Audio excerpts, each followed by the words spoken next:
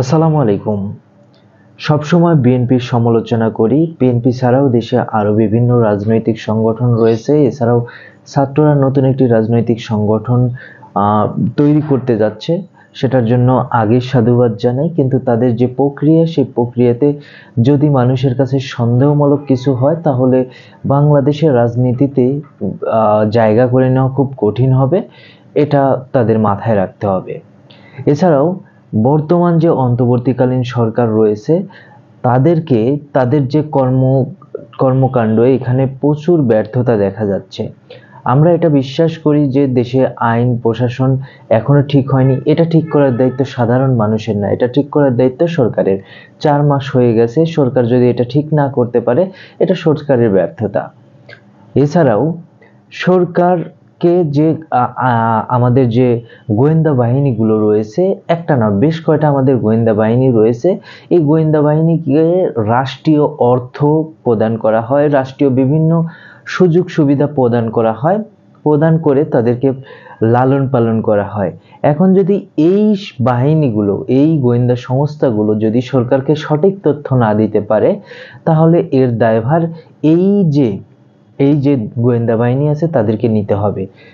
এবং আমাদের সরকার, যে সরকার বর্তমানে আছে, তাদেরও উচিত এই বাহিনীগুলোর যদি তারা তথ্য দিতে ব্যর্থ হয়, তাদের বিরুদ্ধে ব্যবস্থা নেওয়া।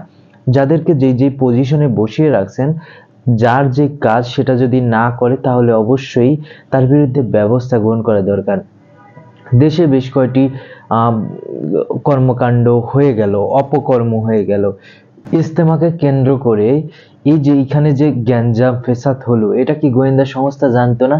যদি না জেনে থাকে, তাহলে এই গোয়েন্দা সংস্থা পেলে কি হবে? এছাড়াও এই যে ইসকন ইস্যু নিয়ে যে বিষয়গুলো, এগুলো কি গোয়েন্দা সংস্থা জানতো না? জানার পরেও কেন সরকারকে সেই তথ্য দিতে ব্যর্থ হয়েছে? যদি এগুলো কিছুই না দিতে পারে, এই বাহিনীকে পালার কোনো দরকার আছে বলে আমি মনে করি না। আর যদি এই বাহিনীগুলো সঠিক তথ্য সরকারকে দেওয়ার, সরকার যদি ব্যবস্থা গ্রহণ না করে, তাহলে এটা চরম ব্যর্থতা। সরকার ইতিমধ্যেই ব্যর্থতার পরিচয় দিয়েছে দ্রব্যমূল্যের লাগাম টানতে। সাধারণ মানুষ থেকে শুরু করে যারা নিম্ন মধ্যবিত্ত এবং ফিক্সড বেতনের চাকরি করে, তাদের জীবনটা দুর্দশার মধ্যে চলে গেছে এই দ্রব্যমূল্যের ঊর্ধ্বগতির জন্য। সরকার নতুন বাণিজ্য উপদেষ্টা নিয়োগ করলো।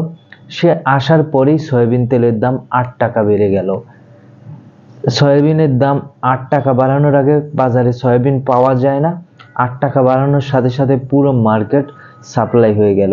এগুলো কি বাণিজ্য উপদেষ্টার ব্যর্থতা নয়? এই সব ব্যর্থতা নিয়ে তারা তো জাতির সামনে কখনো দুঃখ প্রকাশ করতে আমরা দেখি না। শুধু দুঃখ প্রকাশ করলেই হবে না, তাদের যদি দক্ষতার অভাব থাকে, তারা সাহায্য নিবে।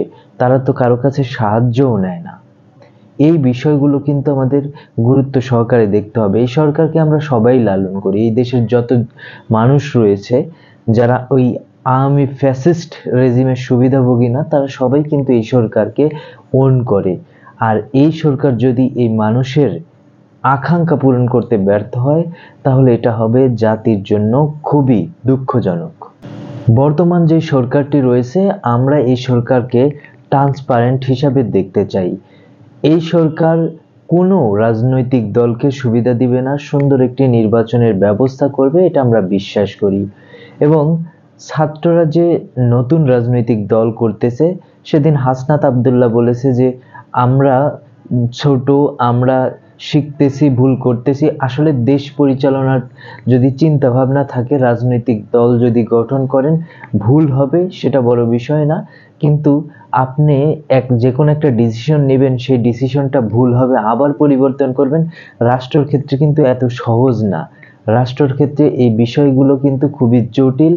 কারণ আপনার একটা ভুল ডিসিশনে এমন হতে পারে পুরো জাতির জীবনে দুর্বিষহ নেমে আসতে পারে, জাতির জীবন অন্ধকার নেমে আসতে পারে।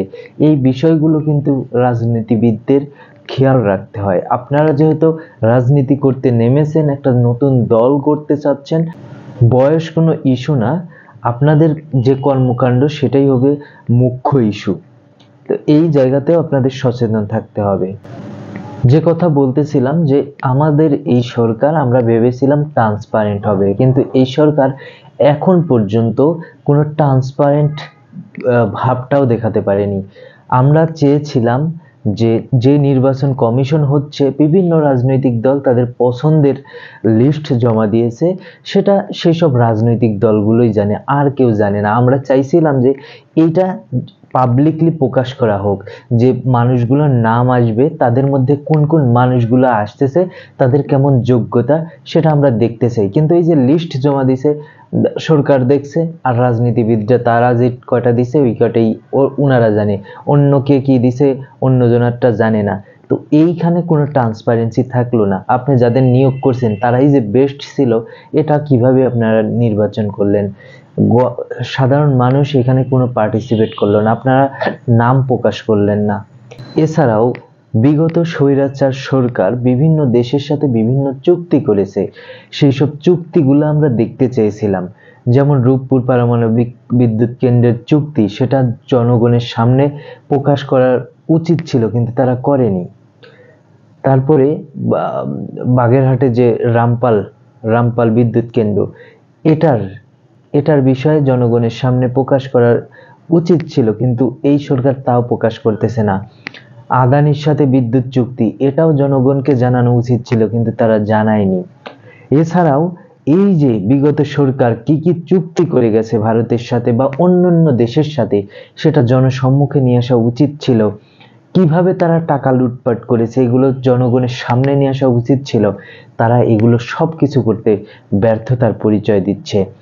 হয়তো ব্যর্থতা না, চাইলে তারা পারবে, কিন্তু জনগণকে তারা মূল্যায়ন করতেছে না। যদি মূল্যায়ন করতো তাহলে অবশ্যই এটা জনগণের মাঝে উন্মুক্ত করে দিত। এবং এই যে 24-এর গণ অভ্যুত্থান, এটার পক্ষের শক্তি যারা, তারা এটা অবশ্যই প্রকাশ করবে।